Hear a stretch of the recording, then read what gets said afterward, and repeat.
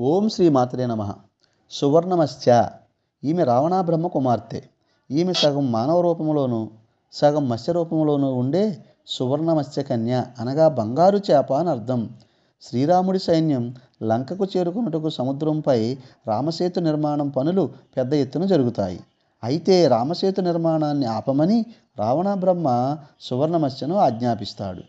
దానితో ఆమె తన స్నేహితురాళ్ళందరితో కలిసి వానరులు సముద్రంలో వేసిన రాళ్లను రాత్రికి రాత్రే దొంగిలించి ఆ రాళ్లను వేరే చోటుకి తరలిస్తుంది.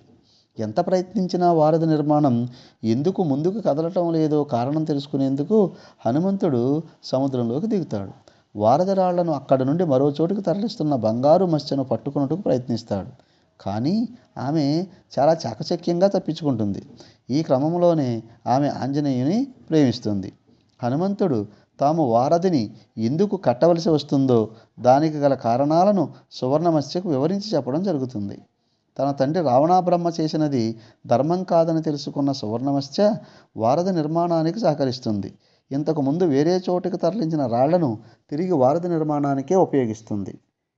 ఈ కథ థాయిలాండ్, కంబోడియా వంటి ఆగ్నేయాసియా దేశాల్లోని లభించే రామాయణాల్లో కనిపిస్తుంది.